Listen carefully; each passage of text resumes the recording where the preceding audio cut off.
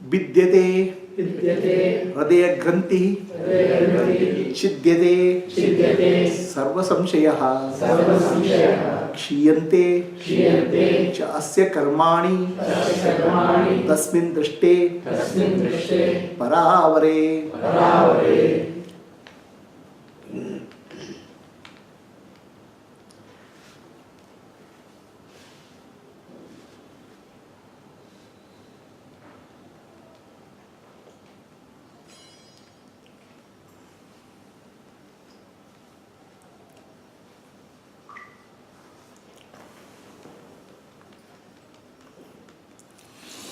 ಇದು ಮುಂಡಕ ಉಪನಿಷದಲ್ಲಿ ಬರುವಂಥ ಶ್ಲೋಕ.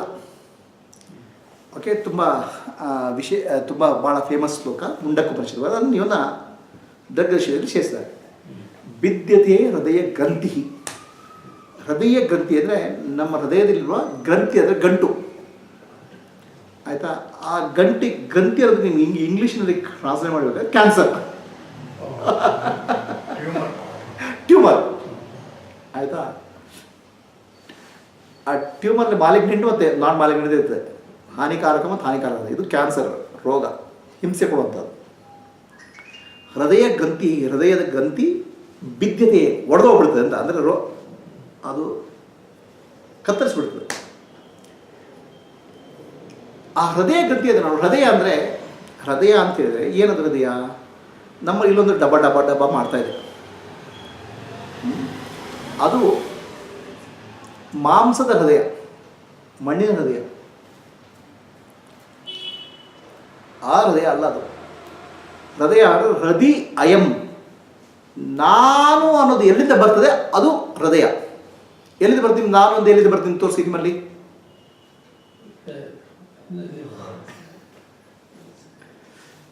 ನಾನು ಅನ್ನೋದು ಬರೋದು, ನಾನು ಅನ್ನೋದು ಸರ್ವತ್ರ. ಅದನ್ನು ಎಷ್ಟು ಸುಮಾರು ಸಲ ಹೇಳಿದೆ. ನಾನು ಅಂದರೆ ಎಲ್ಲ ಕಡೆ ಇದೆ, ಸರ್ವವ್ಯಾಪಿ ಅಂತ ಹೇಳಿದರೆ. ನಾನು ಅಂದರೆ ಸಚ್ಚಿದಾನಂದ. ಅದರ ಪ್ರತಿಫಲನ ಇಲ್ಲಿ ಆಗುತ್ತೆ, ರಿಫ್ಲೆಕ್ಷನ್, ಚಿದಾಭಾಸ. ಶುದ್ಧ ನಾನು ಸರ್ವವ್ಯಾಪಿ, ಸರ್ವತ್ರ, ದೇಶ ಕಾಲಕ್ಕೆ ಮೀರಿದ್ದು. ಶುದ್ಧ ನಾನು ಸರ್ವವ್ಯಾಪಿ, ಸರ್ವತ್ರ, ದೇಶ ಕಾಲವನ್ನು ದಾಟಿದ್ದು. ಅದು ಎಲ್ಲ ಕಡೆ ಇದೆ, ಎಲ್ಲಿಲ್ಲ ಅಂತಿಲ್ಲ ನಾನು ಅದು. ಸೊ ಇಲ್ಲಿ ನಿಮಗೆ ಅನುಭವ ಆಗ್ತಾ ಇಲ್ಲ, ಅದಕ್ಕೆ ಚಿದಾಭಾಸ ಅಂತ ಹೇಳೋದು, ರಿಫ್ಲೆಕ್ಷನ್ ಅಂತ ಹೇಳೋದು. ಅದು ಒರಿಜಿನಲ್ ನಾನಲ್ಲ, ಅದು ರಿಫ್ಲೆಕ್ಷನ್. ನಿಮಗಿಲ್ಲ ನಮ್ಮ ಚಿದಾಭಾಸ ಅಂತ ಇದೆಯಾ? ಸೊ ನಾನು ಇಲ್ಲಿ ಬಂದು ನಿಮ್ಗೆ ನಾನು ಹೆಸರು ಹೇಳ್ಕೊಡಿದ್ದೇನೆ. ನಾನೆಂಬುದು ನಾನಲ್ಲ, ಈ ದೇಹ ಮನಬುದ್ಧಿ ನಾನಲ್ಲ, ಸಚ್ಚಿದಾನಂದ ಆತ್ಮ ಶಿವನಾನೇ, ಶಿವೋಹಂ ಪುನಃ ನಾನು ಇಲ್ಲಿ ತೋರಿಸಿದ್ರೆ ಬರ್ತಾನೇನು ಹೇಳಿ? ನೀವು ದೇಹ ಇಲ್ಲದ್ರೂ ನಾನು ಇದೆ. ಅದು ದೇಶ ಕಾಲವನ್ನು ಮೀರಿದ್ದು, ಸದಾಕಾಲ ಸರ್ವತ್ರ ಇರುವುದೇ ನಾನು. ಪುನಃ ನಾನು ಇಲ್ಲ ಅಂತ ಹೇಳಿದ್ರೆ ಅದು ನಾನು ಅಲ್ಲ, ನಾನುವಿನ ಪ್ರತಿಫಲನ, ರಿಫ್ಲೆಕ್ಷನ್. ಅದಕ್ಕೆ ಚಿದಾಭಾಸ ಅಂತ ಹೇಳೋದು. ಆಯ್ತಾ? ಅರ್ಥ ಆಯ್ತಾ?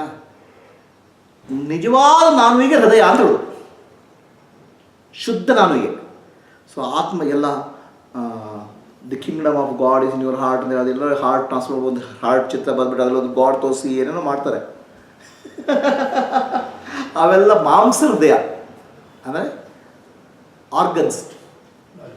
ನಿಜವಾದ ಹೃದಯದಲ್ಲಿ ನಿಜವಾದ ಹೃದಯ ಸರ್ವವ್ಯಾಪಿ, ಅದೇ ಭಗವಂತ. ನಿಮ್ಮೊಳಗೆ ಹೃದಯ ಇಲ್ಲ, ಹೃದಯದೊಳಗೆ ನೀವಿದ್ದೀರ. ಈ ದೇಹ ಮನಸ್ಸು ಬುದ್ಧಿಯೊಳಗೆ ಹೃದಯ ಅಲ್ಲ, ಆತ್ಮ ಅಲ್ಲ. ಆತ್ಮೊಳಗೆ ನೀವು, ಆ ಹೃದಯದೊಳಗೆ ದೇಹ ಮನಸ್ಸು ಬುದ್ಧಿ. ಅರ್ಥ ಆಗ್ತೀಯಾ?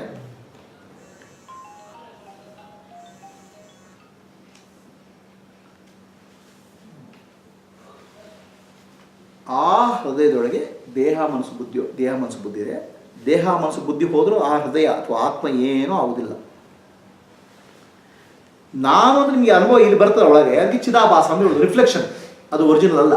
ಸೂರ್ಯನ ಬೆಳಕು ನೀರಿನಲ್ಲಿ ಬಿದ್ದಾಗ ಯಾವ ಪ್ರತಿಫಲನ ಆಗುತ್ತೋ ಹಾಗಾಗುತ್ತೆ, ಅಷ್ಟೇ ಪ್ರತಿಫಲನ. ಈಗ ವಿದ್ಯತೆ ಹೃದಯ ಗ್ರಂಥಿ, ಹೃದಯ ಗ್ರಂಥಿ ಅಂದರೆ ಅಜ್ಞಾನ. ಅದು ದೊಡ್ಡ ರೋಗ, ಅದು ಮಹಾರೋಗ. ನಿಮ್ಗೆ ಎಲ್ಲ ರೋಗಗಳಿಗೆ ಔಷಧಿ ಇದೆ, ಈ ಕ್ಯಾನ್ಸರಿಗೆ ಔಷಧಿ ಇಲ್ಲ, ತುಂಬ ತೊಂದರೆ ಕೊಡ್ತದೆ. ಈ ಹೃದಯ ಗ್ರಂಥಿ ಅದು ಜನ್ಮಗಳಿಂದ ಅಂಟ್ಕೊಂಡಿದೆ. ಏನಂದ್ರೆ ಹೃದಯ ಗ್ರಂಥಿ ಅದು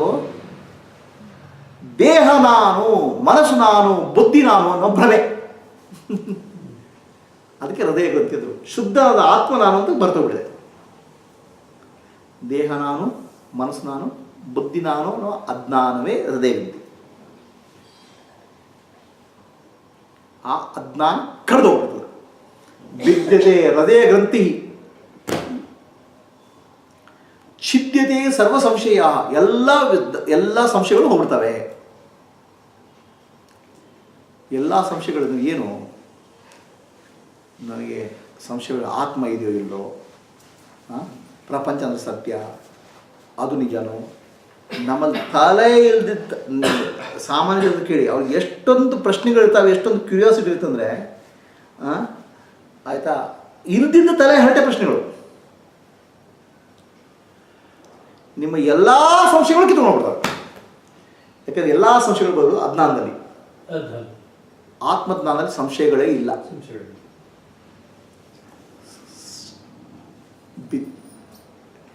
ಛಿದ್ಯತೆ ಸರ್ವ ಸಂಶಯ ಕ್ಷೀಯಂತೆ ತಸ್ಯ ಕರ್ಮಾಣಿ, ಎಲ್ಲ ಕರ್ಮಗಳು ಕಿತ್ಕೊಂಡ್ಬಿಡ್ತವೆ.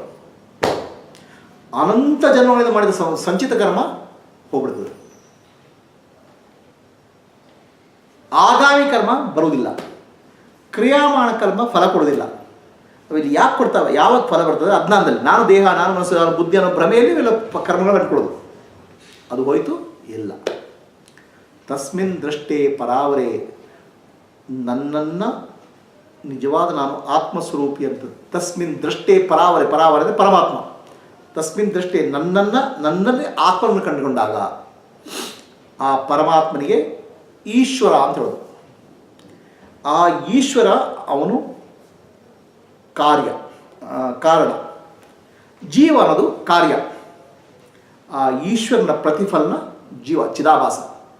ಈ ಚಿದಾಭಾಸ ಮತ್ತು ಒರಿಜಿನಲ್ ಅಂದರೆ ಈಶ್ವರ ಎರಡು ಒಂದೇ ಅನ್ನೋ ಅರಿವು ಬರ್ತದೆ.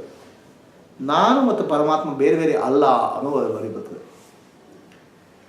ಈಗ ಆವಾಗ ಏನಾಗುತ್ತೆ, ಬ್ರಹ್ಮ ಸತ್ಯ ಅಂದರೆ ನಾನು ಅನ್ನೋದು ಸತ್ಯ, ಜಗತ್ತು ಅನ್ನೋದು ಮಿಥ್ಯ, ಜಗತ್ತು ಅನ್ನೋದು ಬರೀ ಕಣ್ಣಿಗೆ ಕಾಣ್ತಾ ಇದೆ, ಅದರಲ್ಲಿ ಸತ್ಯ ಇಲ್ಲ ಅನ್ನೋ ಅರಿವು ಬರ್ತದೆ. ಇದು ಬಂದಾಗ ಎಲ್ಲ ಕರ್ಮಗಳು ಕಿತ್ಕೊಂಡ್ಬಿಡ್ತವೆ. ಅವನಿಗೆ ಕರ್ಮ ಬಂಧನ ಇಲ್ಲ, ಮುಕ್ತ, ಜೀವನ್ಮುಕ್ತ.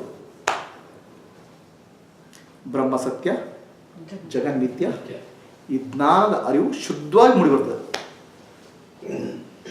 ಸರಿನಾ? ಸ್ವಲ್ಪ ಧ್ಯಾನ ಮಾಡೋಣ.